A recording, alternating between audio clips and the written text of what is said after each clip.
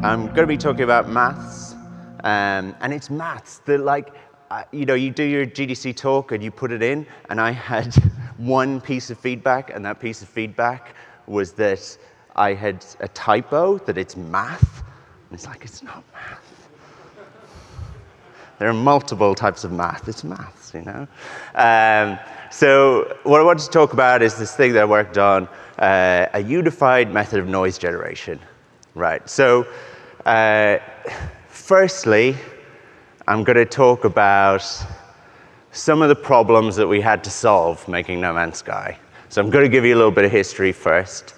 And that's because we were a super small team, and we had this problem to solve, which is that we made kind of one of the most played games of last year with just this really tiny team. And so that brought this whole set of weird problems, right? Secondly, I'm going to talk about one of our solutions to that problem, like just kind of one specific small part of that, which is a new way of kind of generating noise that I worked on. And the reason that I've flown in, because I want to talk about it, is because I hope that other people build on it, and I hope, you know, I hope that that is useful to people, and I would love to see more in terms of procedural generation, more in games. And that's the third thing I want to talk about, is I've got thoughts on where I think procedural generation could go in the future, and where we at Hello Games would love to go with it. But first, some history. So I started out at Criterion, which is now EA, like got bought by EA.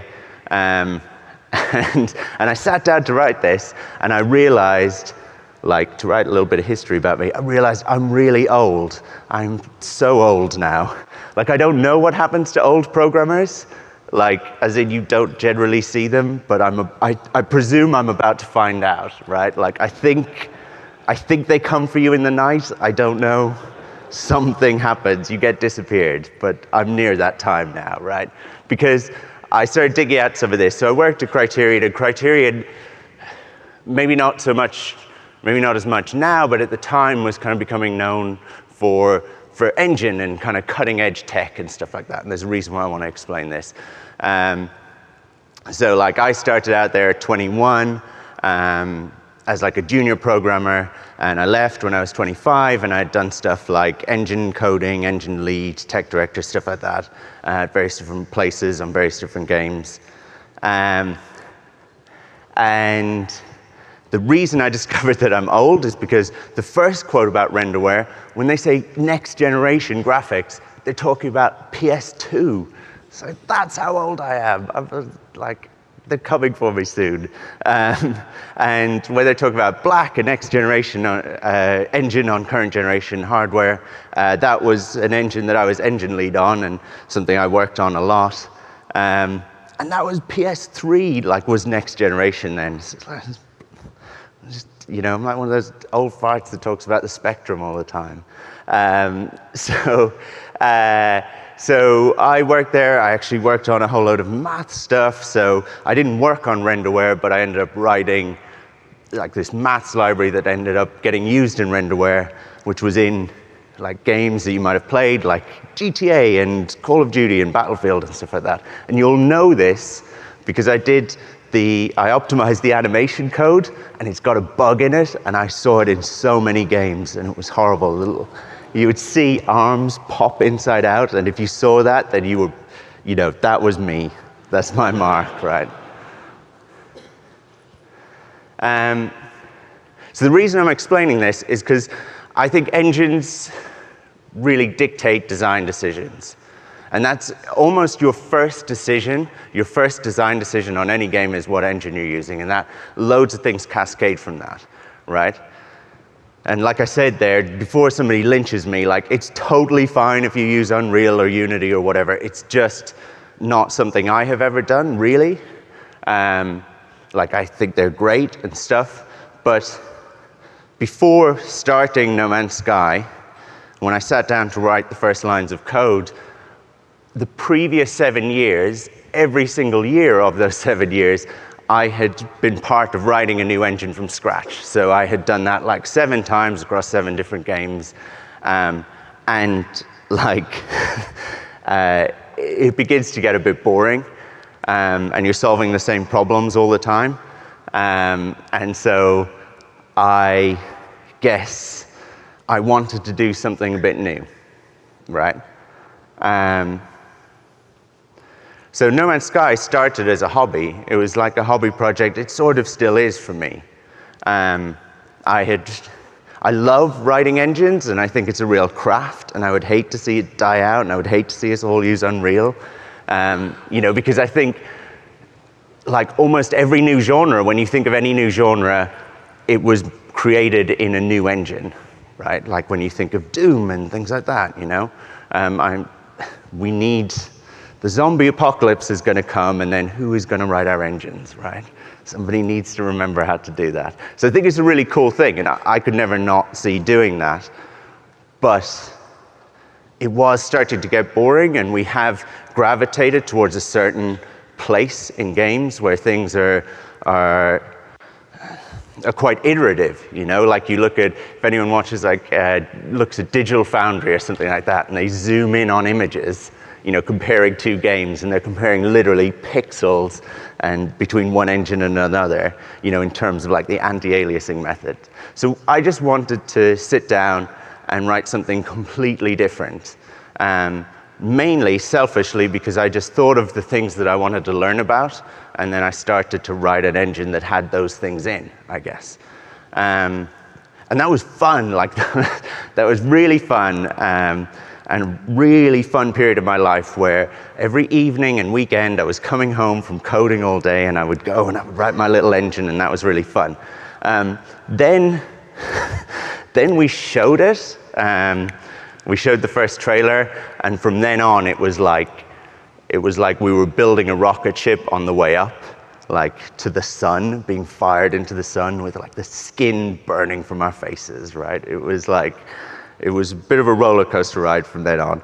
But at the start, it was genuinely just a hobby and something that was super enjoyable. And so it was something new, right? And that's the thing that's easy to forget when you're playing it, is that if you were playing No Man's Sky, then you're getting an experience you kind of can't have anywhere else, right? Like, don't get me wrong, I'm super excited that this area is being explored now, and that you have Star Citizen and Elite and Astroneer, and I hope loads of other games who are doing things in this area and solving similar types of problems. But at the time, as we were going through it reasonably on our own without a reference point.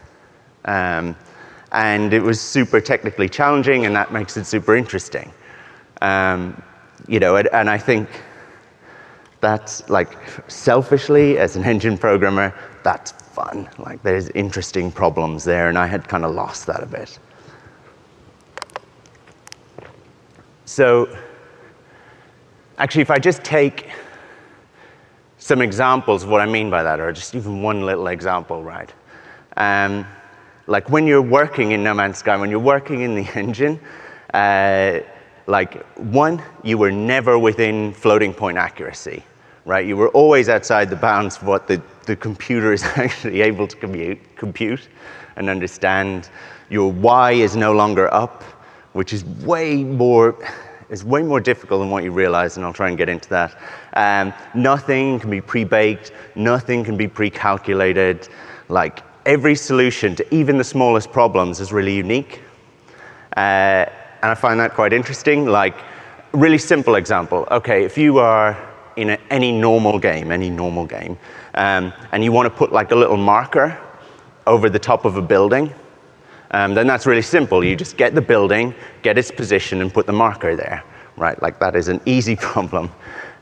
In No Man's Sky, you go to get the building, and let's say the building is on the same planet as you, which is one problem, but let's say the buildings are the same planet as you. You have to account for the curvature of that planet. That building might be directly underneath you, or it might be, you know, on the other side of the planet. So now you're going to have to cast that marker up onto the horizon of where you're stood. So to do that, remember that your y isn't up anymore, so you're going to have to calculate the tangent and bitangent. You're going to have to think about how close you are to the pole. You're going to have to bring that marker up. So that's okay, that's not too bad. But maybe it's on another planet, right? And maybe it's on the back of that planet. So now you've got to cast that round to the side of that planet. So that's a little bit tricky. But then there could be another planet between you and that planet. So you've got to bring it around the side of that one.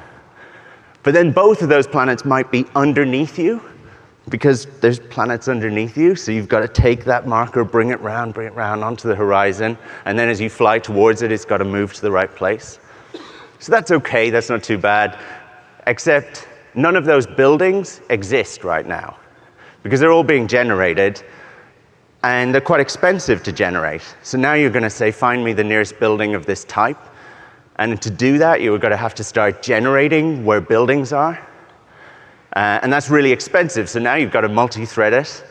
And you've got to run it over like a longer period. And you're going to have to start generating actual terrain of planets and working out where buildings are and getting the nearest one. So that's too expensive to do, so you need a bunch of heuristics to do that. And now you've got the building, but you have to take into account, is it perhaps unable to exist there because it is underwater, because it's on too steep a slope, something like that. So these really complex, like expensive things to work out. And then even then, when you finally get the position of that building, it's not in floating point accuracy. So you're going to have to move between multiple different spaces in order to get it. Then you can place the marker, and then the player can fly towards it. And I love that. Like, that is fun. It means everything takes way longer than what you expect, and it's a whole bunch of different problems, but it's cool. You know, at some point, any game developer here must have hit that point where it's a bit like falling off a log. Every game that you make, you're kind of just doing the same things over and over again, and this was new and different and exciting. And now that we've done it, like, it gives us a great kind of power and capability going forward for other things that we can do. You know, if you're a company and you can generate an entire planet in like the press of a button in moments, then it's so freeing in terms of what kind of games you can make and what kind of problems you can explore and stuff. So I'm just going to click through some images people have taken from the game. I just kind of want to get across the diversity in the game at the moment.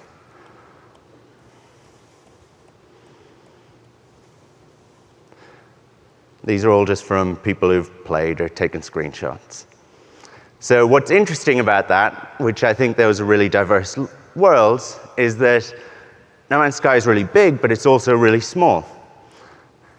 It was a 2 gigabyte Steam download, but actually most of that was audio. Another 200 megs was like pre-baked UI. So everything that you saw there in those screenshots, because they don't show UI and audio, like that was generated in about 300 megs, right? And that's super fun. Like, I find that super cool. And like by contrast, when we uploaded for Steam, we had to upload our like, you know, XE, and that's 2 gigs, and our goddamn 4 gig banner PSD, you know. So I think like in terms of, there's a bunch of different unexplored areas or areas that are super cool right now in terms of procedural generation, like web games or things that you download, I think is super interesting. So it's small, but it's also a game that was played quite a lot.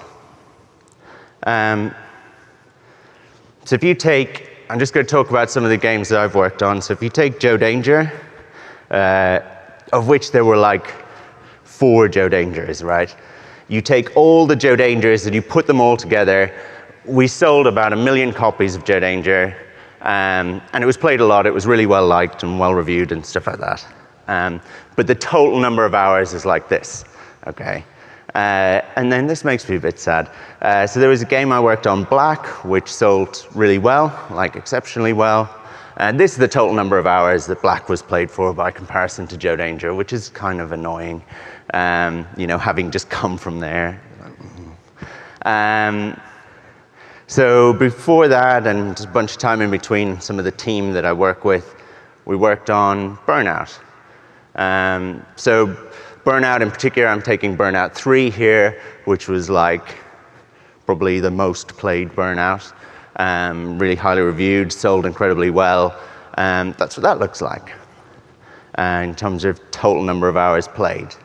And you're talking about roughly similar numbers of copies sold between Black and Burnout and things like that. Black was a shorter game. So this is sort of depressing for Joe Danger, but No Man's Sky dwarfs them in terms of hours played. And in fact, if you look at Steam and things like that, compared to a lot of the big releases of the year, like Deus Ex or Far Cry or something like that, No Man's Sky is, to my surprise, significantly above those, and he's, like I said, one of the most played games of the year.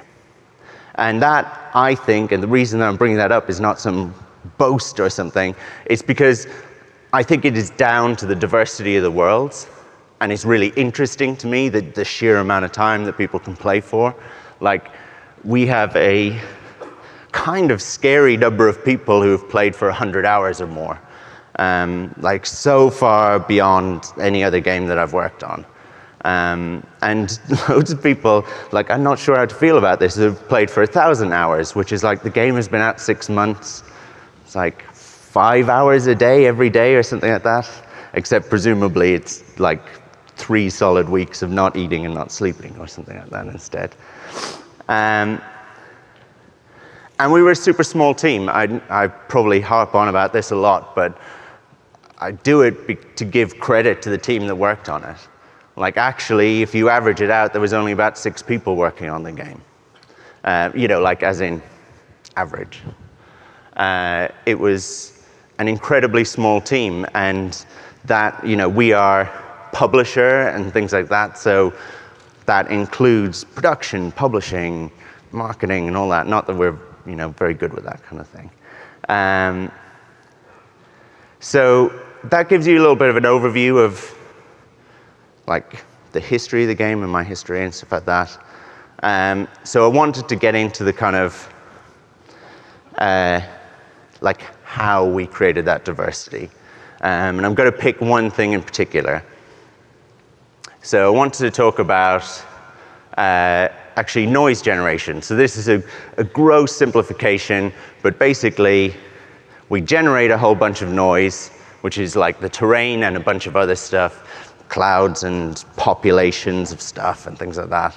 That all goes into some voxels, then we polygonize it, then that goes to render, physics, population, that kind of thing. Ines did a good talk earlier, and it's way more complicated than that, but I don't understand it all. No, it's just because I'm going to talk about the noise generation. So I'm going to talk about a bunch of different ways that I tried to solve this problem, and the problem was creating diverse worlds that would surprise me when I'm playing, and would kind of surprise anyone who played. And keep them interested, and meant that they could play for hundreds of hours and see something new, but also remained playable, and also remained predictable in a way, in that I needed to know how much memory they were going to take and what kind of performance they would have and stuff like that. So my first attempt, this is way back 5 years ago, I just copied Minecraft. It was, that was quite popular at the time to clone Minecraft. So by that I mean the same method as Minecraft uses, which is trilinear filtered, kind of low density Perlin noise fields stacked on top of each other. So I was actually, Notch has talked about this a bit, but at the time what I did was I got Minecraft and I disassembled it, And then I named all the variables, and I worked out how it was working, which is probably bad. But we didn't use it, so it's fine. And I can't be sued, right? I hope, right? But yeah, it was really interesting.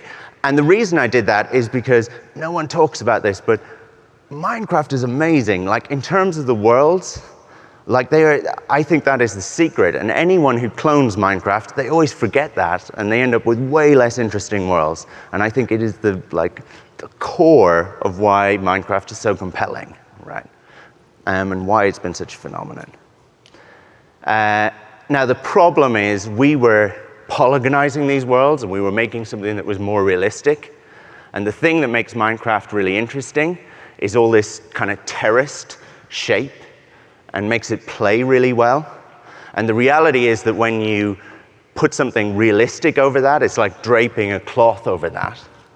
And these are low-density points on a Perlin noise field and then trilinear filtered off. So effectively what you have is just a load of mounds and pyramids when you put that cloth over the top. And actually it doesn't work in a realistic sense.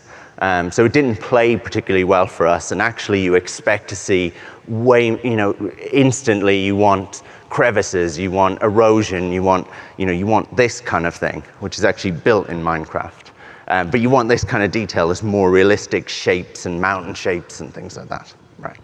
So I abandoned that, and then I just tried something simpler, so just high density, rather than low density, high density noise fields, right? Straight kind of Perlin noise.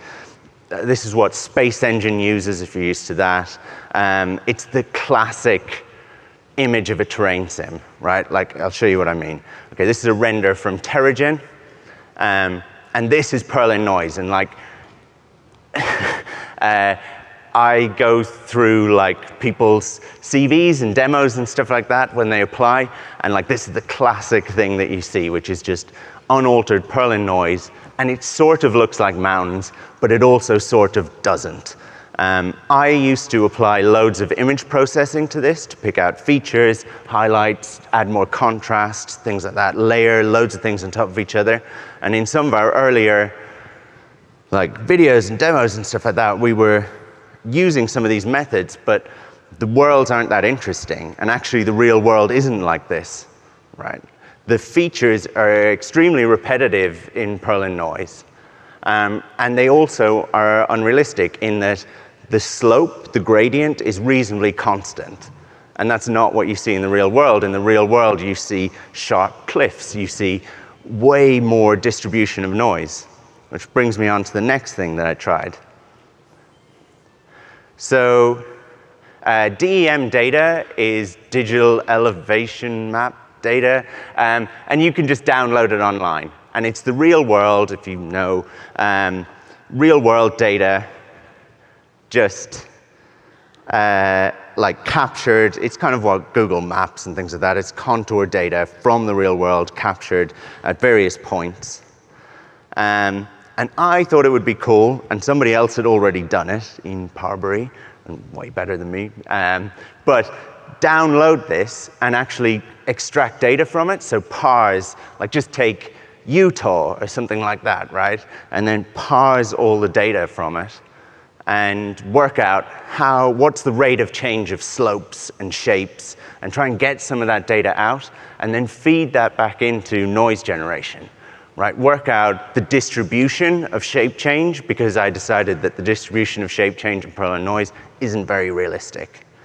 And these shots are taken from that paper in Parbury, which is a really good paper. And his conclusion, and mine's the same, that noise in the real world is exponentially distributed. And you'll see what I mean. Okay, so this is normal Perlin noise, and then this is when you train Perlin noise basically on DM data. So you get something that's much more realistic, right? And this, like, if I had my time over, like, I would love to put more time into this. This is such a rich area for investigation. It is, however, unfortunate The real world is super boring. So we would put this into our game, and I don't know if anyone's ever been for a walk, but it turns out walking in the real world is super boring. I hadn't been, but I realized that playing the game, right? Like, you walk for ages and nothing happens. And so that's what was going on. And I said that I'd used Utah, and I said it to my friend who lives in Utah, and he said, oh, you can, Utah is so flat sometimes that you can see the back of your own head, right? But this is a video from that talk. And you see, it looks awesome. It looks real, and this is what you want, but you just want it at a different scale. These are the kinds of shapes that we want, right? But you can see that is pretty boring.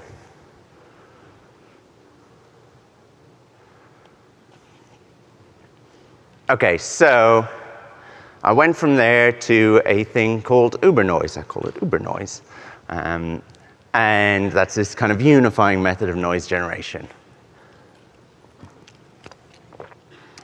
So the reality is all that experimentation before, and that happened over the course of about 3 or 4 years, informed what we needed and what we didn't, and what we wanted from this, and what was possible, and what makes something fun to play, what doesn't, what controllability we want, and things like that. Okay, so, and I say over the course of 4 years, I can't explain this enough, but No Man's Sky was such a small team, and the majority of the time there's only a few programmers on it, that any one programmer like myself, we were doing a million different things. So this would be every once in a while I would get a week to work on this, or I would work on it in my spare time or something. So let me take you through some of the things that I'd used previously, and then I'm going to talk about how I kind of brought all those things together and what that leads to. Okay, so here are the current noise methods that you see really commonly used. Lots of different places use this. So Perlin, Simplex, Billow, Ridged, Whirly, Analytical Derivatives, Domain Warping, and I'm just going to take you through a couple of those. So Perlin, this is what you've seen everywhere. This is that, and I don't mean to sound bad about it, Perlin's super amazing, right? And Ken Perlin won his Oscar for this and stuff like that. And everyone still uses it, and it's cool. What's going on is basically that you are taking random noise, which looks like your TV when it's tuned to static, and it's just completely random noise. And then you're kind of creating gradients from that, and creating something that is more cohesive, and ultimately has this kind of shape, right? Almost like a sine wave. But it is kind of cohesive, and it is fractal, right? So if you take fractional Brownian motion, you put multiple layers of this noise on top of each other at different amplitudes and differing frequencies. And so you can imagine if you did that here, you would start to get something that looked much more mountainous, but I'm just going to go with 1 octave of noise, right? But obviously you would use multiple octaves. So Billow, so this, this I'm embarrassed by this, but this is this graph, and then you just put in an abs, okay? So you just abs everything that's underneath, and you get something that looks more like rounded hills. So we want, sometimes as we're walking around the terrain, so when I talk about Uber noise, sometimes you want it to look like this, and sometimes you want these nice round hills, and kind of create rolling hills and sharp creases and stuff like that. So that's really simple, so you just abs it as you go. And then taking the complement of that, so just 1 minus, you start to get these really sharp ridges. So you get ridge noise, which people talk about and use. And actually, this does a disservice. This obviously looks really simple, or it looks like kind of like Bart Simpson's hair or something like that. But in real terms, if you do this in 3D and you do enough octaves, like, it looks super realistic, and it's the kind of terrain sim noise that you've seen before. Normally this would look like genuinely like alpine mountains. So if you've used Terrigen or something like that, you see, or World Builder, you see that kind of thing. This, though, this is the good stuff, right? So this is really important. Anyone who's doing noise and who's not using this, like, you absolutely should, right? So what we want is to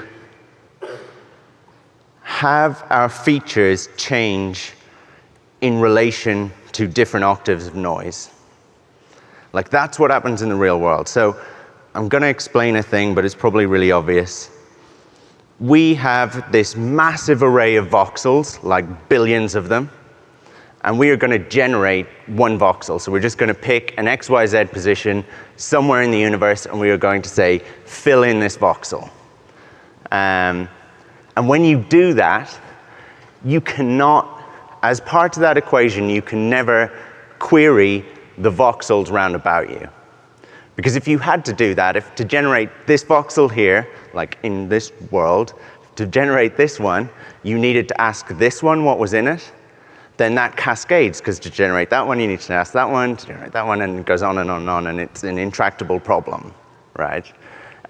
So because of that, it's really hard to have erosion, which is what you really want, because in order, it would be simple to have erosion if you knew that when you were generating a voxel that it was on a mountain, or that it was high up or low down, or that it was perhaps at the bottom of like a lake or something like that, but you can't find that out because you can't ask any of the voxels around you. And it seems like this almost unsolvable problem, and it's a real problem if you're generating caves, or you're generating erosion, or you're generating rivers, because one feature needs to flow into another, and it needs context, and you can't get that context. But what you can get is the derivative. If you had that, then you would know the rate of change of noise at that point. When you have that, you know that you were on a slope, or you were on a flat, or you're trending upwards or downwards. And if you have that knowledge, and you can return from Perlin noise the analytical derivative, then you're going to be able to have certain features much more prominent on slopes. So you can make them much more noisy or much less noisy. You know, if you were in a desert, then slopes are very smooth. If you were, you know, in the Alps or something like that, then slopes are very, very craggy and noisy. And that's exactly what we need. And it's an awesome trick. And once you have that, then there are so many things that you're enabled to do. We also, from this uber noise function, we need the analytical derivative returned from uber noise. So even after it's calculated all this billow and stuff like that and ridge, we need to know that analytical derivative so that we can feed it in further to other things. And I'm just going to shout these out because these sites, IQ, who probably everyone knows who works in noise, who used to work at Pixar and is now at Oculus, I think, and runs a Patreon, which everyone should sponsor. These sites explain this far better than I do, right? And I actually am about to steal some images from those sites, so, you know, don't sue me from that, because they laid out really well. So here's an example. This is what like kind of normal, boring, repetitive Perlin noise looks like. But then if we feed in the derivative, we can start maybe smoothing out some of the slopes, having little pockets of detail in there. And this looks, I hope that's obvious, but it's really obvious when you're down in amongst this, playing the game is way more interesting and is way more realistic and gives way more variety. And this is the kind of thing we want. When I'm talking about this, by the way, I'm going to talk about it as if we're generating one layer of noise, but like in No Man's Sky, we generate so many layers of noise, like layers upon layers, and each one feeds into the next, into the next, into the next. So the other thing I'm going to talk about, and I'm going to steal some images here as well, is domain warping. This is super cool, and this is basically distorting the domain of the noise that we're generating with another function, and often feeding noise into itself in kind of successive octaves. So this is a little snippet. This is what normal Perlin noise looks like. So let's feed it in another function, warp it, and you start to get something that looks a bit more realistic. I don't know if that's, like, I've looked at this for so long that that's really obvious to me. But I'll try and show you. So let's do that again. And now, hopefully you can see, that looks a little bit more like an aerial photograph of some terrain, right? And in case that's not obvious, here it is blown up, right? And you can start to see things that look maybe like rivers and things like that. We actually use this to create our coastlines, our rivers, and also if you look really closely, you can kind of see shapes look like they're flowing into one another. It's kind of like, you can see why it's called warping. You're just warping the image. IQ has an awesome image on his site where he has colorized these. And I think I could easily be looking at an aerial photograph of some terrain, right? Like if I just flick to some real terrain, like this is real terrain. Real terrain's really fractally, right? Like it's so, it's awesome. But just going back and forth between them, you can see really similar kind of shapes evolving. And like with this, if you were to start filling this with water, if you imagine water coming up from this, that you would see all those little cracks start to fill in and you would get little rivers. You can see some of them up in the kind of top right and stuff. And that looks really nice and starts to not look like, kind of a classic terrain sim at all.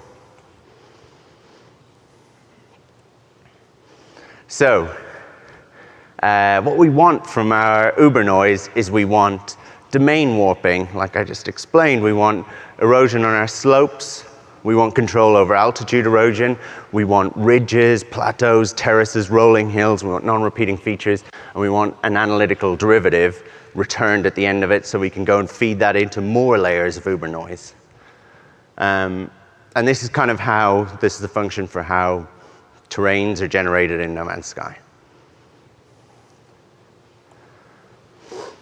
So this is the function that we want, right? We want each of these to be a little individual control, and in case it's not obvious, you would take yet more noise over the top and generate these floating point values, right? So you're going to vary the warp over time, or the sharpness, or the amplification of features, or whatever, which gives really kind of varied features as you walk around. So sharpness is really easy.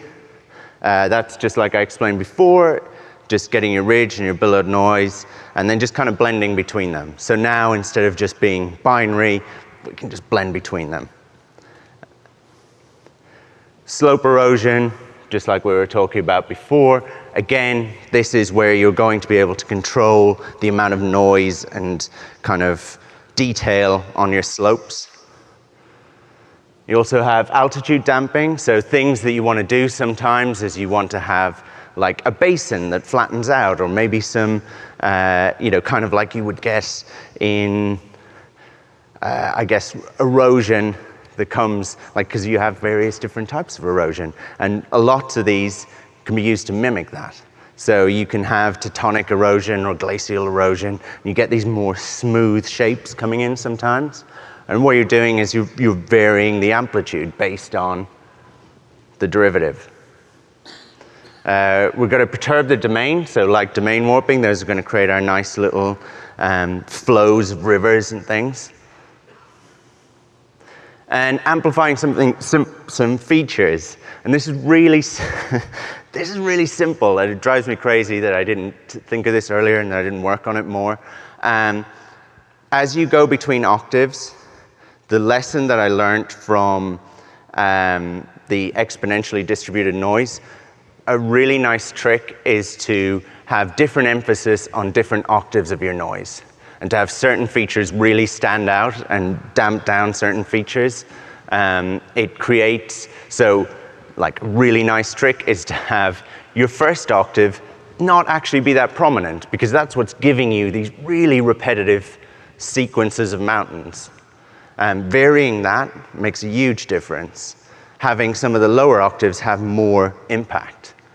Now that's an area where we could have, and we didn't, where we could have taken the learning from exponential distributed noise, take some DEM data and start feeding it into this, and have every octave have a different kind of emphasis as we go through the terrain. So I'm going to show you some images. And these are just, I just screenshotted these a minute ago, but just booted up on a planet and flew around and took some pictures. Okay, so you can start to see some of the features that you're getting involving. So when you have 3D noise, you're also getting at the sides, you can see sheer cliffs sometimes, and other times not. Really round shapes sometimes. So that's coming from our amplification of features sometimes.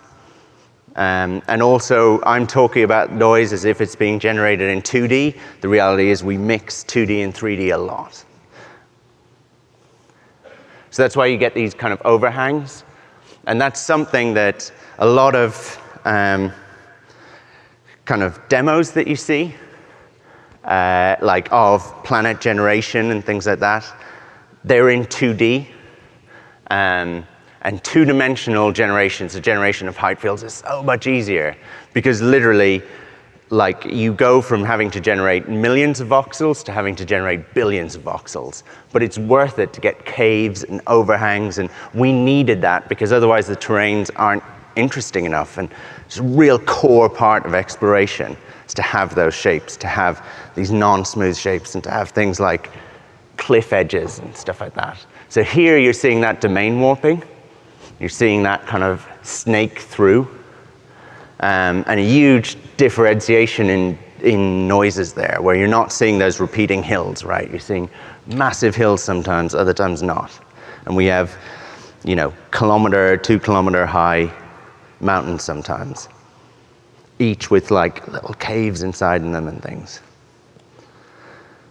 These overhangs, again, are super cool. I haven't really talked about caves, but caves is a super difficult problem, much like the erosion was, because you need to know when you generate the cave, how are you going to break through so that it actually has a hole that comes out when you generate that hole.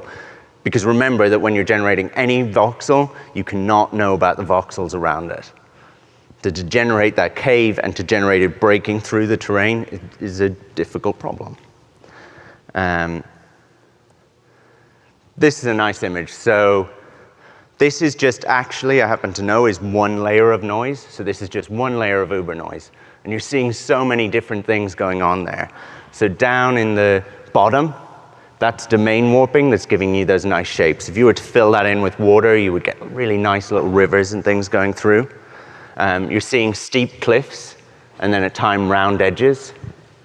You're seeing in the far distance a real change in terms of like heights of mountains and things like that. And actually their shapes are changing. I don't know if that's obvious, if you can make that out. They're going between quite round to starting to be quite sheer.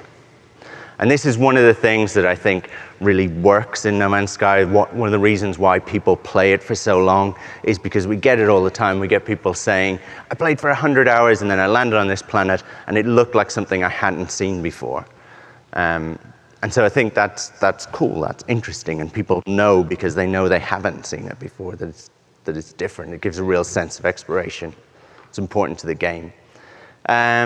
Okay, there's loads of stuff that I haven't talked about that if I didn't hate talking to you all, that I would love to talk about sometime in the future. So if people want to ask me about it, they can. So creating SDFs, maintaining that's a difficult problem. Caves, features, terraces, erosion flowing into rivers. And the really difficult one is noise is very unpredictable and non-evenly distributed. Okay, so let's go through this real quickly. I'm probably running out of time. So I wanted to talk about how difficult it was to build this and to test this. So we're talking about testing the untestable, right? An infinite number of planets and permutations. You can't possibly test them all. You've got limited memory and performance. every player, I mean, think about what a nightmare this is. Every player is going to boot up into a different star system and have different memory requirements, and we can't know. Like, we cannot know. We can guess, we can use heuristics. What we did in the end was flying little drones out, you know. Effectively, we had a smoke test, and that would run, and it would return how the overall performance of the game was doing after every check-in, and it would also, like, send back info, right? And we could just do it by numbers, but we can't possibly test every single permutation. So we tried to generally fire out about as many and run as much tests and stuff like that, test as much as we could to the kinds of numbers of players that we thought we were going to have. So we were trying to guess how many players that we would have. So we kind of looked at what was out there at the moment. So we were looking at like the 2 previous games that had come out on Steam, right? We had no better way of doing it, right? So Inside was an indie game. We're an indie game. It felt like everyone was playing it when it came out. It is an awesome game. They beat us at every awards. They deserve it. It's beautiful. So they had about 3,000 players concurrently. That's kind of where I thought we would be. But Sony would occasionally say to us, like, oh, well, this is kind of a AAA type product. And so we were looking at things like Far Cry. So this was like the game that had just come out. It's a huge game, obviously. I love Far Cry. So they'd had like 14,000 players, max concurrent. And we kind of, that made us feel a little bit nervous in terms of our servers and the amount of people, sheer number of people booting up day one. You know, like 14,000 people are going to play. Are we testing it to that degree? We had more players than we expected. So we had around 250,000 when it launched on PC. But the other problem, which is a lot, and the other problem was that people were still playing on PS4 when we launched. So at the time of launch of PC, there was around 500,000 people playing, which is difficult when they are all booting up on planets that you haven't been to, and is extremely nerve-wracking. And when, like, the networking team, who is handling, like, the uploads and stuff like that, connection to the server, is like one guy, and it's only one of his jobs. And we had, like, 500 million discoveries uploaded, right? It was, like, insane numbers that we were dealing with. But it was super fun, like, and it's a super interesting thing to do. When we launched, we had about 1% of players on PC having crashes in terms of crash dumps that we were getting and stuff like that. Most of those were people operating out of min-spec, but there was a bunch of things in terms of, like, as you would guess, memory and stuff like that. It was pretty much on par with games that I've released before, so games like Burnout and stuff like that, but we were just operating at a different scale. It was far beyond what I had experienced before in terms of people playing a game kind of thing. By the time Foundation came out, which was our update, we had far, far fewer, so it was about 0.01%. And we had about 1 million people playing on the day that Foundation released, and a really small number of kind of crash dumps from that. And again, most of that was just playing outside of min-spec and things like that.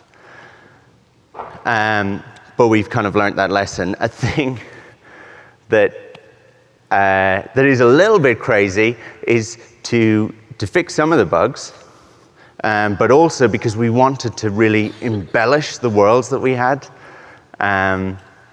We rebuilt the universe, which meant just doing it all over again.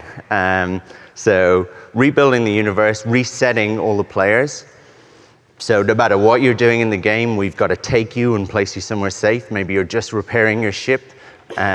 Maybe you're just about to, get to crash ship, or you're in the middle of a battle or whatever, and you've saved your game. We have to sort you out, even though the entire universe has changed. And that's a fun thing, when you know that people are going to update and just go through 1 million different edge cases. But it's a really unique game, and there's, like I said, unique problems that come with it. But that's something that we're going to keep on doing, is actually continuing to work on this terrain. And it's something that people can't quite put their finger on. So with the foundation update, something we kept hearing was that the game feels a little bit more epic, or that there's a different feel to it, and that is the terrain. I know because when our changes went in, everyone on the team started saying it. And it's hard to put your finger on exactly why, but you know that you're visiting more interesting places and things you haven't seen before. And that's something that we're going to keep doing, which is fun and scary and a very unique problem. Most people don't update their game and have every level change entirely in construct kind of thing. It's weird. So yeah. The thing I wanted to say is that we're hiring. This is, I guess I know that procedural generation will be a small part of games in the future, right? Like, I mean, loads of the talks at GDC, whether it was Horizon or Wildlands, were talking about procedural generation components to their games. Super cool. For us, it is a big part of our future. And making really unique, weird engine decisions and then allowing that to dictate a cascade of problems. It's cool for me to be able to stand up and say to talented people like yourselves that, you know, we're looking for that kind of thing. And we want to continue going forward making new impactful technology. We know how hard it is to make games. I personally, you know, had to break into the industry, and that was hard. Then I worked on some AAA games, and that was really hard. That was like the hardest thing I'd done in my life, and so stressful, something that you care about so creatively, to work on it and to finish it. It's a really intense experience. Then I started a company and had the additional bonus of, you know, running out of money and having to finish under those kind of horrible constraints and making sometimes bad decisions, sometimes good decisions, because you have to, because of money constraints and funds and things like that.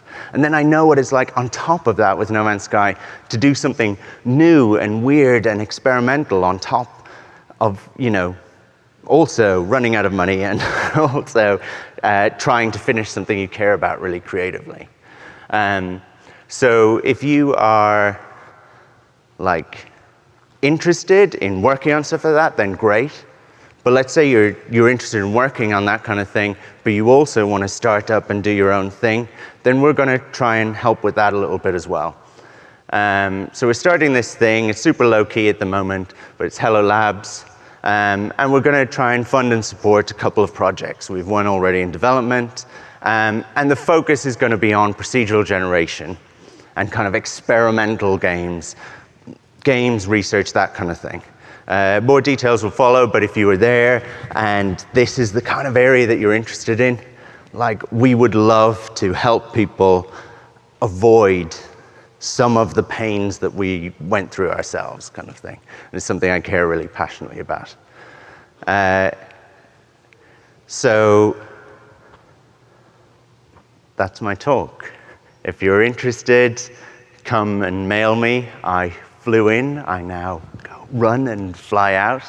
I'm not like doing questions and stuff like that, but you've got the email addresses, and I will hopefully try and be out in one of the break rooms later if people have questions and stuff. And I'll let everyone finish up their GDC day. I'm sure you're sick of people talking. Thank you.